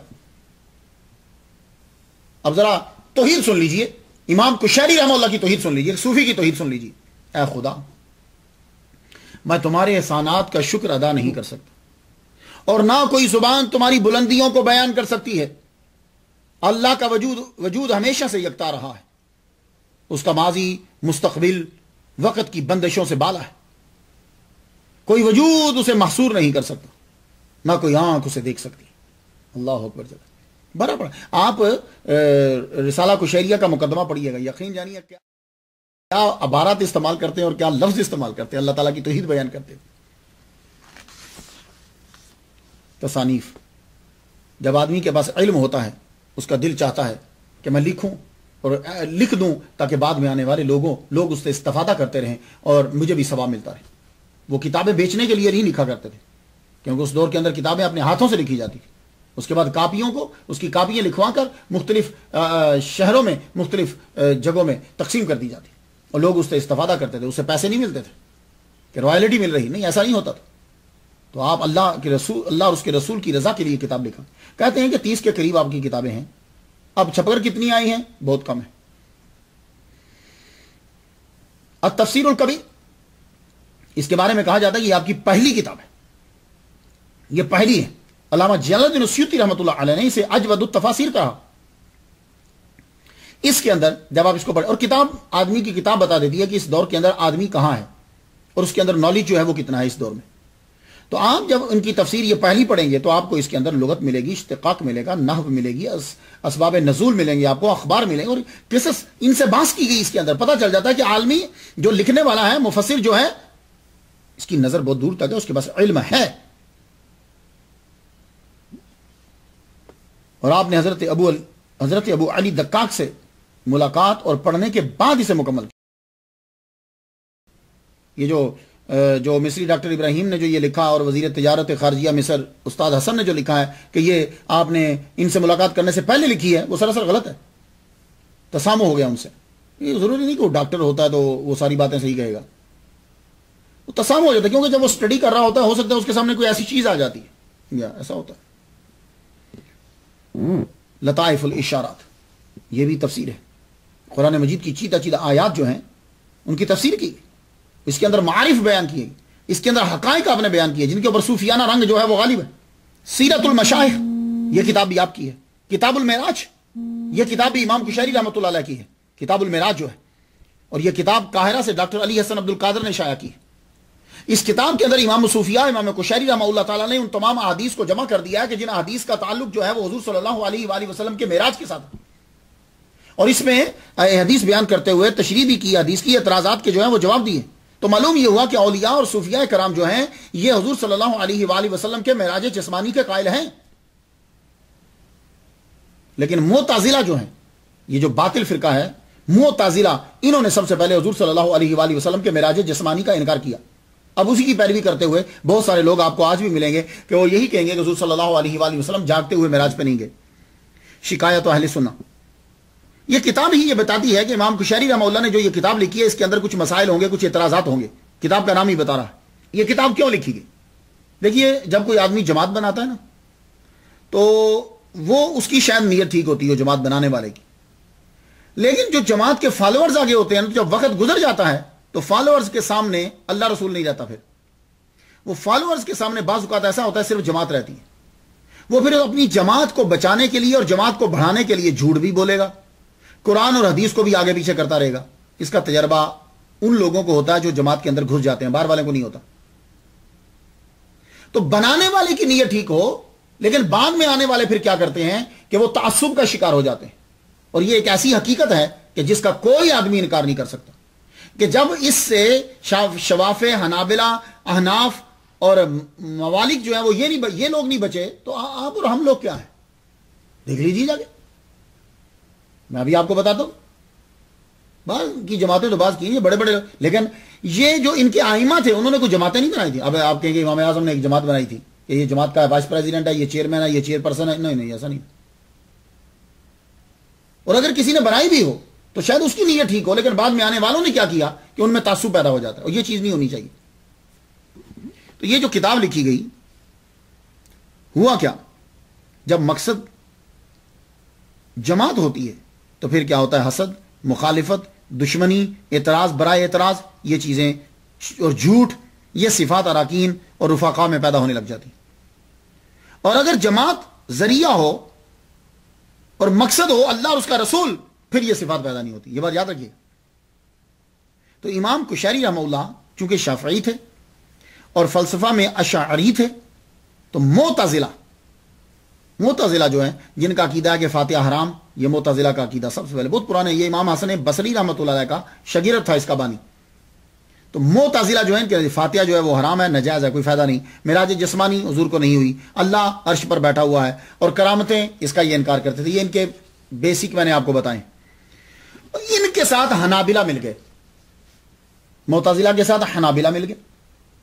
اور حنابلہ میں تھا خواجہ عبداللہ انصاری حنبلی. غضب کا یہ مقرر تھا. جیسے حجاج بن یوسف کی تلوار تھی نا، کاٹتی جاتی تھی، ایسے عبداللہ انصاری جو ہے اس کی تقریر تھی، چھوڑتا نہیں تھا یہ کسی بندے کو. اور یہ کہاں کرتا تھا میں حنبلی ہوں، مرتے وقت لوگوں کو حنبلی بننے کی وصیت کر جاؤں گا. اور جہاں یہ جاتے احناف اور شوافے ان کی دونوں کے خلاف تقریریں کرتے. اور ابو حاتم حنبلی یہ تو یہاں تک کہا کرتے تھے کل من لم یکن حنبلیا فلیس بمسلم، فلیس بمسلم، جو حنبلی نہیں وہ مسلمان ہی نہیں. یہ اتنے بڑے اسکالر تھے. اور جملہ سن لیجیے آپ ان کا. کیوں؟ وہ یہ ہے کہ جب آپ کا مقصد جو ہے وہ جماعت بنتی ہے تو پھر آپ اسی طرح کے جملے بولتے ہیں، پھر آپ چلاتے جائیں، کیونکہ اللہ رسول تو اب سامنے ہے ہی نہیں. تو ہوا یہ، ان لوگوں نے اشاعرہ کے خلاف کتابیں لکھی، تقریریں کری، برسر منبر جو ہے وہ لان تان کی. تو صوفیہ کے امام امام کشیری رحمہ اللہ نے بنا نام لیے آپ نے پھر اعتراضات کا جو ہے وہ جواب دیا بنا نام لیے، اور ثابت کیا کہ اشاعرہ کا عقیدہ جو ہے وہ وہی ہے جو دیگر اہل سنہ کا ہے۔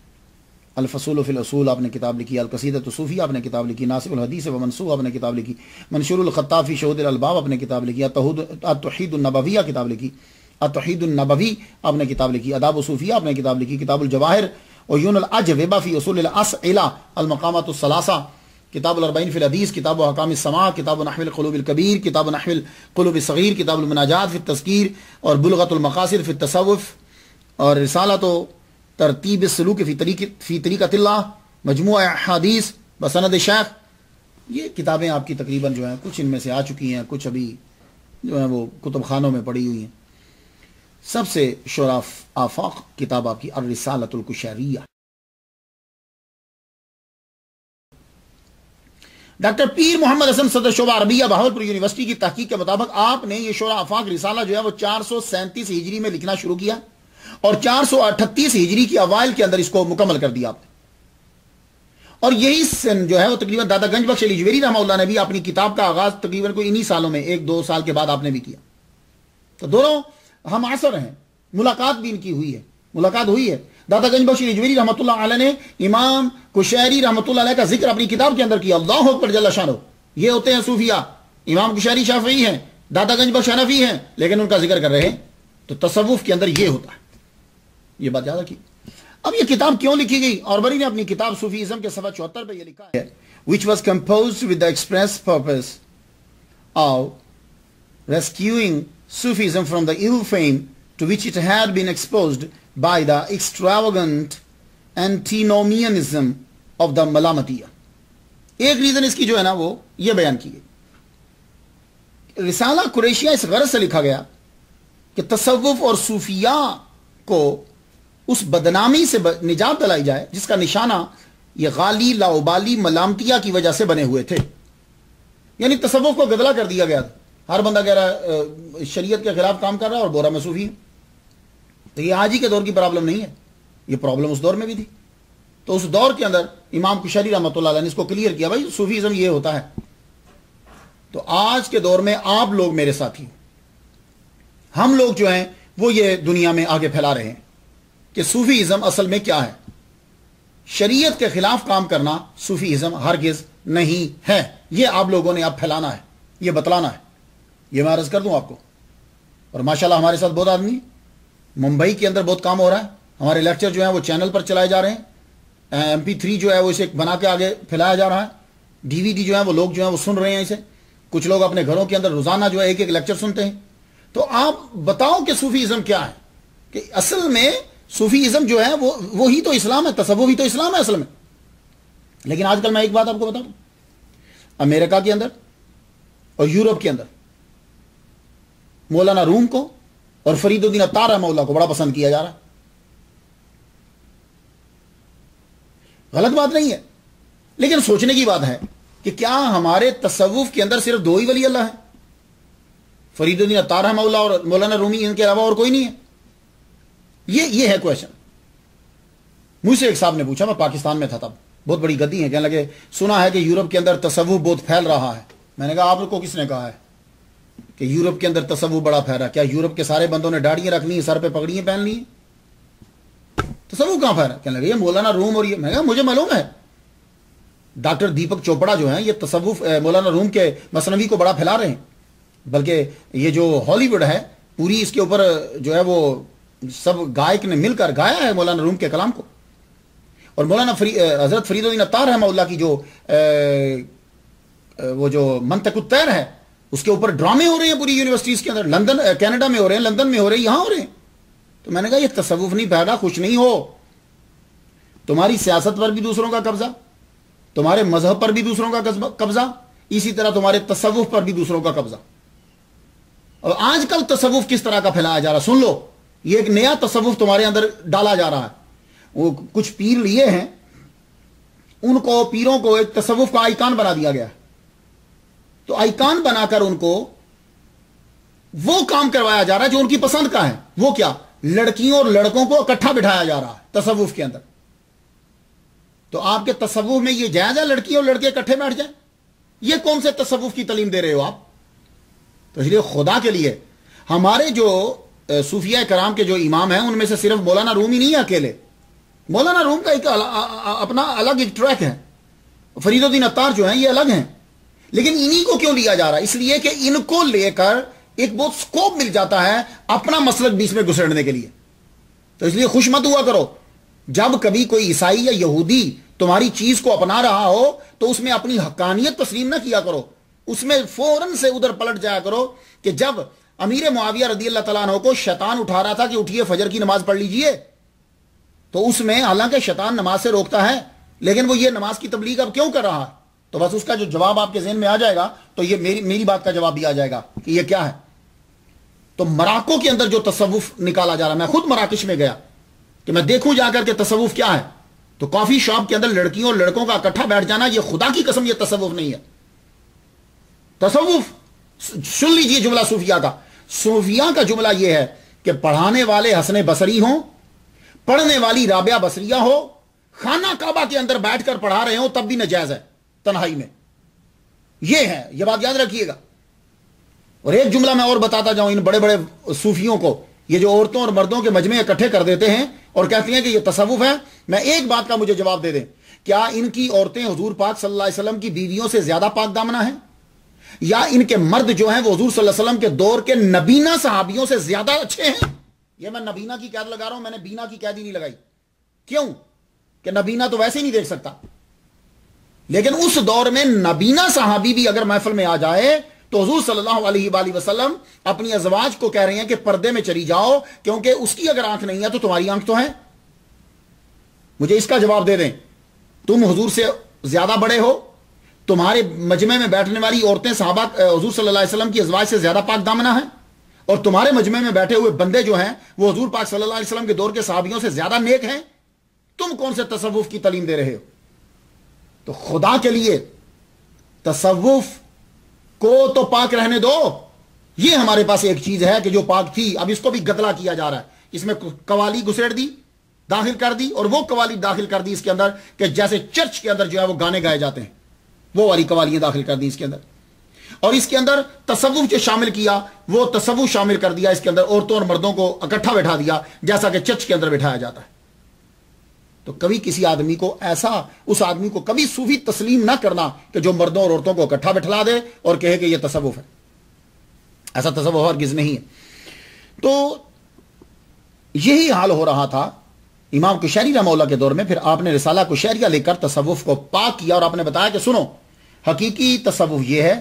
صوفیاء کی پھر چند ان کے مثالیں دی، یہ صوفیاء اکرام ہیں، ان کے عقائد یہ ہوتے ہیں. پھر اس کی اصطلاحات آپ نے لکھی، اصطلاحات کی پھر آپ نے تشریحات کر دی. پھر آپ نے ثابت کیا کہ تصوف کے تمام مسائل جو ہیں ان کی بنیاد قرآن پر ہے اور حدیث کے اوپر ہے. بات سمجھ میں آ گئی؟ آپ نے اس کتاب کو اللہ اور اس کے رسول کی خاطر لکھا اور یہ کتاب بڑی مقبول ہوئی، رسالہ کشیریہ جو. اور اس کے بارے میں یہ کہا جاتا ہے کہ جس گھر میں یہ کتاب ہو وہاں کوئی آفت نازل نہیں ہوتی. اس لیے یہ رسالہ کشیریہ فوراً لیجیے آپ کتاب. اور یہ کتاب ڈاکٹر پیر محمد حسن صاحب کا ترجمہ ہو یا محمد صدیق ہزاروی صاحب کا ترجمہ، یہ دو دیکھ لیجیے گا کس نے ترجمہ کیا. اور یہ اپنے گھر کے اندر کتاب رکھی. اور یہ میں اپنے تمام سامعین کو جو میرے 77 لیکچر سن چکے ہیں ان کو یہ میں مشورہ دینے لگا ہوں. کبھی بات ذہن میں آتی ہے کبھی نہیں آتی. آپ لوگ تصوف پر اٹھنے والے اعتراضات کا جواب دینا چاہتے ہو، یا آپ تصوف کے بارے میں جاننا چاہتے ہو، یا آپ تصوف پر عمل کرنا چاہتے ہو، تو آپ اپنے پاس 3 کتابیں رکھ لو. رسالہ کشیریہ،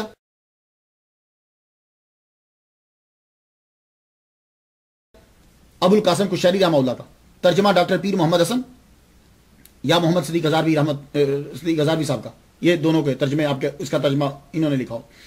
اس کے بعد کشف المحجوب،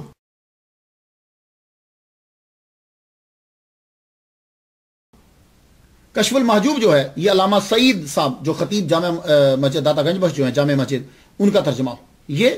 اور عوارف المعارف،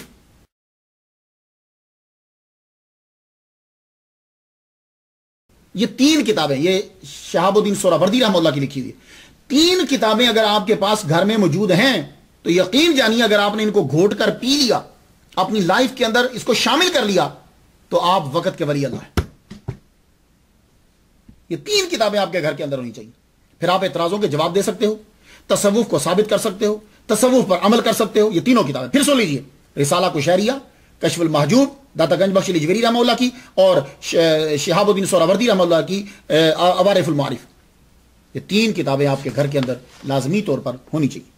پھر دیکھو کہ زندگی کیسے تبدیل ہوتی ہے. لیکن اس کا مطلب ہرگز نہیں ہے کیونکہ بندہ یہ کہتے ہو جی وہ کہہ رہے تھے کہ یہ کتابیں رکھا کرو اور انہوں نے کہا کہ قرآن نہ پڑھا کرو. میں نے کب کہا قرآن نہ پڑھا کرو؟ آپ عربی میں ماہر ہو تو جاؤ قرآن پڑھو, آپ عربی میں ماہر ہو تو حدیث پڑھو. لیکن عوارف المعارف, کشف المحجوب, رسالہ قشیریہ یہ گرنتھ کا ترجمہ نہیں ہے, یہ بھی قرآن ہی کی تشریح لکھی گئی ہے. اور کتاب کی شہرت کا اندازہ اس بات سے بھی ہوتا ہے کہ اس کی شرحیں کتنی لکھی گئی اور تراجم کتنی زبانوں میں ہو. امام قشیری رحمہ اللہ کی کتاب, اس کا ترجمہ جرمنی میں, فارسی میں, اردو میں, انگلش میں جرمنی میں کچھ حصوں کا ہے, مکمل نہیں ہے لیکن اب ہو رہا. امام قشیری رحمہ اللہ نے اس رسالے کو جو عربی میں آپ نے لکھا تھا آج سے 970 سال پہلے لکھا. 970 سال. اس کو پڑھنے کے بعد آپ جان جائیں گے کہ صوفیہ کرام کوئی نیا فرقہ نہیں ہے.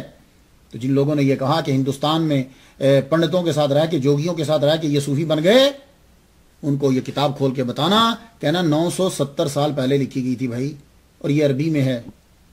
جوگی عربی بولتے تھے. تو آپ کو خود علم ہونا ضروری ہے. تو پتہ چلا کہ تصوف جو ہے یہ ہندوستان میں آنے کے بعد نہیں پھیلا. 970 سال پہلے ایک جامع کتاب لکھی گئی, اس سے پہلے بھی کتابیں تھیں.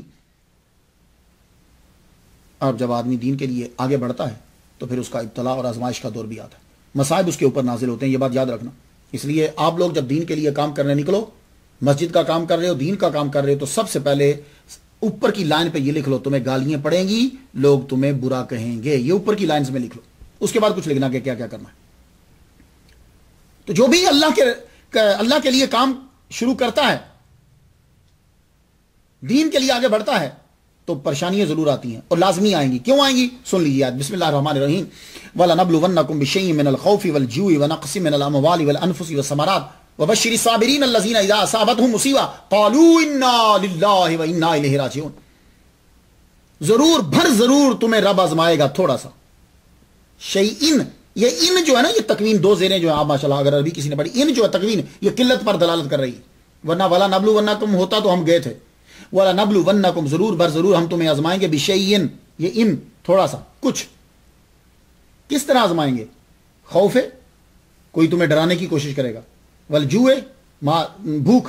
نقص من الاموال والانفس والثمرات, مال کم ہوگا, جان کم ہوگی, ثمرات کم ہوں گے, اس سے تمہیں آزمایا جائے. پتہ چلا کہ آزمائش, ابتلا کا دور تمہارے اوپر لازمی آئے گا. تم نے کیا کرنا ہے؟ چپ. انا للہ و انا الیہ راجعون. یہ صرف چیز گم ہونے پر ہی نہیں پڑتے. اس کا مطلب کیا ہے؟ انا للہ, ہم سب کے سب اللہ ہی کے ہیں اور اسی کی طرف ہمیں پلٹ کر جانا, اسی کے بندے ہیں. تو میں عالم با عمل کا جو مشکلات کا دور ہوتا ہے اس کو میں اس کی ترقی کا دور کہتا ہوں. جس دور میں اس پر آزمائش ہو رہی ہے, مشکلات ہیں, وہ اس کی ترقی کا دور ہے.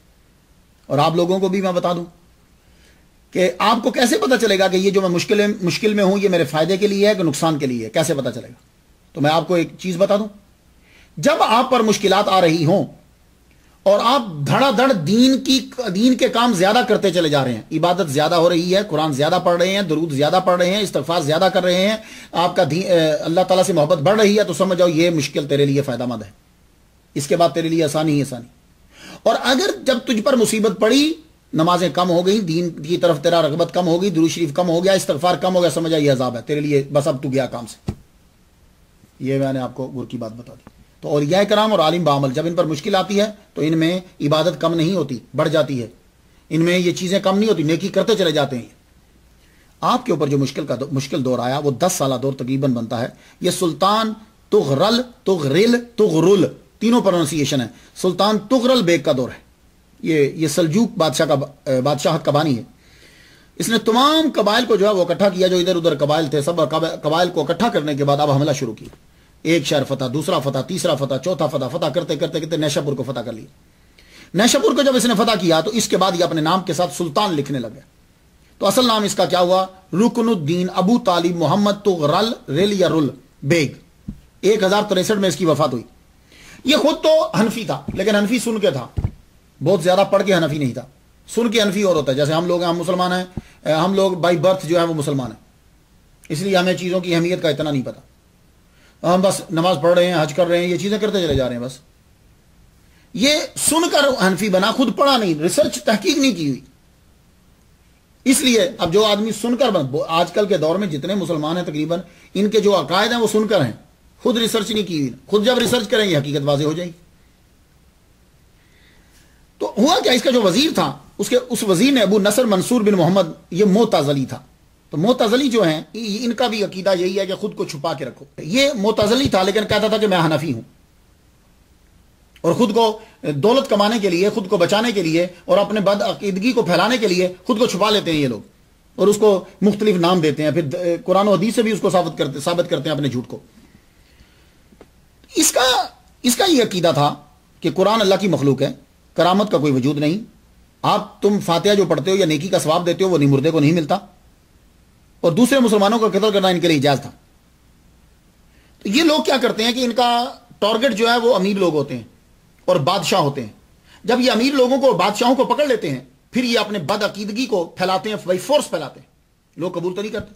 یہی کام ابو نصر منصور بن محمد نے یہ کرا. معتزلی نے خود کو چھپا لیا، حنفی بنائے رکھا. اس کو ڈر کس بات تھا؟ اس کو ڈر تھا اس بندے سے جو ابو سہل محمد شافعی ہیں. امیر آدمی تھے، لینڈ لارڈ تھے، سخی تھے، عالم تھے. لوگ ان کے گھر آتے تھے، سخاوت کے قصے مشہور تھے. بادشاہ بھی تغرل بھی ان کو عقیدت کی نظر سے دیکھتا تھا. اس کو یہ ڈر تھا کہ کہیں اس ملا کو یہ ڈر تھا کہ میری وزارت نہ چھن جائے. اللہ پہ ان کا بھروسہ کوئی نہیں ہوتا، میری وزارت نہ چھن جائے. اب اس نے چلاکی کیا چلی، یہ خود تو معتزلی تھا. اس نے یہ کیا کہ کہنے لگا، بادشاہ کے کان جو ہے اس نے بھر دیے.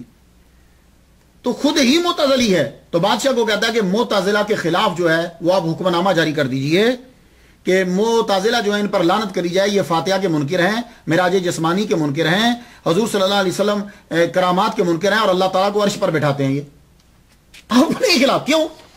یہ لا جب پاس ہو جائے گا تو پھر کیا ہوگا؟ یہ لا، اور معتزلی جو ہیں یہ حضرت ابوبکر صدیق رضی اللہ تعالیٰ عنہ، حضرت عمر کو بھی گالیاں دیتے ہیں. تو یہ جب لا پاس ہو جائے گا تو اس لا کے انڈر رہ کر یہ پھر اشاعرہ کو دبائے گا. اصل میں اس کو اشاعرہ کو دبانا تھا، کیونکہ اشاعرہ جو ہیں یہ پہلے ابو الحسن اشعری، یہ پہلے معتزلی تھے، پھر انہوں نے اس سے توبہ کر لی. اب اس نے یہ چلاکی چلی، اور جب وہ لا پاس ہو گیا تو معتزلہ کے بارے میں کیا برا بھلا کہنا تھا، اس نے اشاعرہ کے خلاف شروع کر دیا کام، شافعیوں کے خلاف بولنا شروع کر دیا، اور خود کو کہا جی میں حنفی ہوں. تو جو جہاں چکر چلتا وہاں وہ نام لے دیتے تاکہ یہ لوگ دوسرے بدنام ہو جائیں. جب یہ لا پہنچا تو اشاعرہ کے خلاف بازاروں میں، مساجد میں، مدارس میں لڑائی شروع. اور ایسے حالات میں جب ابو سہل نے، شیخ ابو سہل نے اور امام کشیری رحمہ اللہ نے تقاریر کی، دفاع کیا، تو انہوں نے شور مچا دیا. وہ تقریر تو کرتے تھے کہ دفاع کر رہے تھے کہ بھائی ہم پہ یہ اعتراض ہوتا ہے. اس کا جواب یہ کہنے لگے یہ دیکھیے فرقہ وارائیت پھیلا رہے ہیں، ان کو بند کیا جائے، دونوں کو قید کر دیا جائے، یہ دہشت گردی پھیلا رہے ہیں، دونوں دہشت گرد ہیں. ان کو یہ کہہ کر پھر لا پاس کروایا اور حکم نامہ جاری ہو گیا کہ شیخ ابو سہل کو اور امام کشیری شافعی کو ان کو پکڑ کے اندر کر دیا جائے. ابو سہل تو وہاں تھے نہیں، امام کشیری جو ہیں ان کو پکڑ لیا گیا. ان لڑکوں نے پکڑ کے پہلے ان کو گھسیٹا، یہ بدعتی ہے، یہ فراں ہے، یہ غلط کہتے ہیں، یہ اللہ کو وہاں بٹھاتے ہیں، جبکہ ان کا عقیدہ اپنا تھا. گھسیٹا گیا، اس کے بعد ان کو قید میں ڈال دیا گیا. شیخ ابو سہل کو جب پتا چلا تو آپ نے اپنے سورسز کو استعمال کیا. سورسز کو استعمال کرنے کے بعد آپ نے حاکم تک بات پہنچائی، لیکن اب بات نہیں بولی. پھر آپ حاکم سے خود ملے، آپ نے کہا دیکھو کہ انہیں چھوڑ دو، ان کا قصور ہی کیا ہے. لیکن وہ دلائل کیسے مانے؟ اس نے بجائے اس کے کہ دلائل مانتا حملہ کر دیا. جب حملہ کیا تو شیخ ابو سہل کے جو مریدین تھے، چاہنے والے تھے، انہوں نے بھی تلواریں اٹھا لی. اب حاکم کی طرف سے تیر اندازی شروع ہو گئی، تیر اتنے برسائے گئے کہ ان کے تیر ختم ہو گئے. اب جب حاکم نے دیکھا کہ میں مرنے والا ہوں تو وہ بھاگ گیا. جب وہ بھاگا اب امام کشیری رحمہ اللہ کو قید سے چھڑا لیا گیا. امام کشیری رحمہ اللہ کو قید سے چھڑا کر رائے میں لے گئے. یہ ایران کے اندر یہ علاقہ ہے، رائے میں لے کر، تہران میں ہے غالباً، رائے میں لے گئے. وہاں جب پہنچے تو وہاں سلطان کو خبر ہو چکی تھی، اور یہ شیخ ابو سہل بھی وہاں پہنچ گئے، اور یہ معتزلی جو تھا یہ بھی وہاں پہنچ گیا. اب جب فوج برابر میں آئی تو ان کی فوج کم تھی، انہوں نے ابو سہل کو گرفتار کر لی. گرفتار کرنے کے بعد اندر ڈال دیا، لیکن امام کشیری رحمہ اللہ جو ہے وہ جا چکے تھے. ان کو جب قید میں ڈال دیا بعد میں چھوڑنا پڑا سلطان کو، کہ ان کی طاقت جو ہے وہ بہت زیادہ تھی. امام کشیری رحمہ اللہ اب اپنا ہی شہر چھوڑ کر کبھی اس شہر کبھی اس شہر. کبھی بغداد جا رہے ہیں کبھی کہیں جا رہے ہیں، لیکن جہاں جاتے آپ کی عزت بڑھتی. صوفی جہاں بھی جاتا ہے، ولی کامل جہاں جاتا ہے، وہ شہر اس کا اپنا ہوتا ہے، وہ لوگ اس کے اپنے ہوتے ہیں. وہ کیوں؟ اس لیے کہ اللہ ہر جگہ ہے، اللہ ہر جگہ کا حاکم ہے، سب بندے اللہ کے ہیں، پھر وہ اللہ کی رضا کی خاطر تبلیغ کرتا ہے. اور آپ جب جا رہے ہیں تو بغداد اس سے ہوتے ہوئے آگے بغداد رستے میں رکے، قائم بامر اللہ کی حکومت تھی، وہاں رکے. اس نے خاص طور پر اپنے محل کے اندر ٹھہرایا آپ کو، محافل سے جائیں، وہاں سے بھی آپ گئے آگے جل شانہ. تو آپ حج کرنے کے لیے نکلے، پہنچے تو اس سال 400 قاضی وہاں حج کرنے کے لیے پہنچ گئے، دور دراز علاقے سے، کوئی ادھر سے کوئی ادھر سے، کیونکہ ظاہر ہے معتزلی فرقے کا اثر اتنا تھا، بڑے بڑے علماء اپنی جان بچا کر وہاں پہنچے اور حج کے اوپر جو ہے وہاں اکٹھے ہو گئے. جب اکٹھے ہوئے تو اب یہ طے پایا، ہر ایک آدمی ایک دوسرے کی طرف دیکھ رہا ہے، طے پایا کہ تقریر کون کرے. تو سارے 400 قاضیوں نے قضاء نے کیا کہا؟ انہوں نے کہا کہ امام کشیری تقریر کریں گے. اللہ اکبر جل شانہ. امام کشیری ممبر پہ جلوہ افروز ہوئے، داڑھی کو پکڑ کر آسمان کی طرف منہ کیا. کتنی دیر تک آپ اوپر کی طرف دیکھتے رہے، جیسے قد نرا وہ حضور پاک دیکھ رہے تھے نا مسجد قبلتین میں، ایسے یوں بلندی کی طرف دیکھتے رہے. اس کے بعد تقریر کرتے حمد و ثنا کی. حمد و ثنا کے بعد آپ نے فرمایا، خراسان کے رہنے والوں جاؤ، ابو نصر منصور معتزلی کے ٹکڑے کر دیے گئے ہیں، اس کے جسم کاٹ دیا گیا ہے، جاؤ اپنے ملکوں میں واپس چلے جاؤ. لوگوں نے وہ دن اور تاریخ کو نوٹ کر لیا. واپس جب آئے تو تصدیق ہو گئی کہ ابو نصر منصور معتزلی کو بحکم حاکم ٹکڑے اس کے اڑا دیے گئے اور اس کے عذاب مختلف شہروں میں منتشر کر دیے. جو ولیوں کا دشمن ہوتا ہے، ولیوں کو تکلیف دیتا ہے، اس کے ساتھ یہی ہوتا ہے. حالانکہ یہ بہت بڑا علامہ ہے، وزیر ہے، دولت مند ہے، لیکن امام کشیری رحمہ اللہ صوفی کی اس نے بے عزتی اور توہین کی، دین کی آڑ لے کر توہین کی. تو اللہ تعالیٰ تو قرآن نبی کی حدیث اب تک پہنچ چکی، من عاد لی ولی فقد آذنتہ بالحرب، جس نے میرے ولی سے دشمنی کی میں اس سے اعلان جنگ کرتا ہوں. یہ اعلان جنگ ہوتا ہے اللہ کا. آپ سمجھ میں آ گئی؟ اللہ تعالیٰ یہ نہیں ہے کہ گولیاں چلا دیتا ہے اس کے اوپر یا نہ، وہ اس کی موت بڑی بھینکر ہوتی ہے. اس لیے آؤ ہمارے ساتھ شامل ہو جاؤ. ہماری کوئی جماعت نہیں ہے، بس ایک سبق ہے، وہ یہ اللہ سے پیار ثابت ہوتا ہے جب اس کے بندوں سے تم پیار کرو. تو یہ بندے اس کے قریبی بندے ہیں، ولی کا، ان سے پیار کرو، ان کا ذکر کرو. امام کشیری رحمہ اللہ آپ کی عزت ہر جگہ ہوتی. تو جب یہ امام کشیری رحمہ اللہ نیشاپور جب واپس آئے تو نیشاپور سے توس آئے. 1063 میں اس کی تغرل بیگ کی وفات ہو گئی. اس کا بیٹا ارسلان جو ہے وہ بیٹھا اور وزیر بنے نظام الملک توسی. اس نے فوراً اعلان کر دیا تمام خرافات کو ختم کر دیا جائے، یہ لان تان جو کی جاتی سب ختم کی جائے. سارے علماء پھر اپنے اپنی جگہ پہ واپس آئے. امام کشیری رحمہ اللہ بھی نیشاپور میں واپس ہے. پھر آگے مدرسہ کشیریہ کے اندر آپ نے سلسلہ شروع کیا، تدریس شروع کر دی. طلباء اور اس عالم بعمل سے قرآن اور حدیث، فقہ اور خوش نویسی، شاعری، تصوف سیکھتے. آپ کے شاگرد بڑے بڑے عظیم. اور یہ بڑی بات ہوتی ہے کہ کسی شاگرد کو عظیم استاد مل جائے اور کسی عظیم استاد کو شاگرد مل جائے. آپ نے ہر طرح سے تبلیغ کی. روحانیت، یہ تعویذ اور یہ وظائف جو ہیں یہ بھی آپ سے. میں ایک وظیفہ آپ کو بتا دوں، کیونکہ میرا موقف جو ہے نا وہ فوکس یہ نہیں ہے کہ تعویذ آپ کو بتاؤں اور دم آپ کو. میں قرآن مجید پڑھو اور اولیاء کرام کے ذکر کو، ان کی تاریخ کو پڑھو. کرم ہی کرم آپ کے اوپر. لیکن پھر بھی کبھی کبھی ضرورت پڑتی ہے جو اولیاء سے ہوتا ہے، میں آپ کو بتا دیتا ہوں.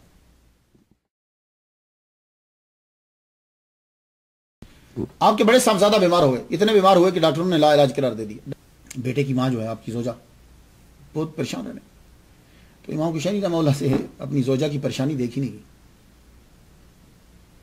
آپ اس رات سوئے تو صبح جب اٹھے تو اپنی بیوی کو بتاتے ہیں کہ اللہ تعالیٰ نے مجھے اشارہ فرمایا.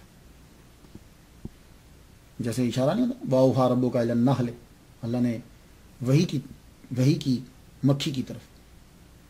واوحینا الی ام موسیٰ، ہم نے موسیٰ کی ماں کی طرف وحی کی. یہ وحی کیا ہوتی ہے؟ موسیٰ کی ماں نبیہ تو نہیں ہے. یہ اب شہد کی مکھی بھی جو ہے یہ نبی ہے. اللہ فرمانا واؤہا ربک الی النحل، تیرے رب نے مکھی کو وحی کی. وہ کیا ہے؟ وہ بات بٹھا دینا اس کے سسٹم کے اندر، اس کے ذہن کے اندر بات بٹھانا. اس کو کہا، کہتے ہیں اللہ نے مجھے کہا، مجھے اشارہ ہوا، میں نے آواز سنی. ان ناموں سے، ان لفظوں سے اس کو تعبیر کیا جاتا ہے. اعتراض کرنے والوں کو خدا کا خوف کیا کرو یار. تم لوگوں کو صرف ولی کامل ہی ملے ہیں. تو آپ کو جو اشارہ ہوا، جو بتایا گیا، جو غیبی آواز آئی، وہ یہی ہے جو واؤہا ربک الی النحل.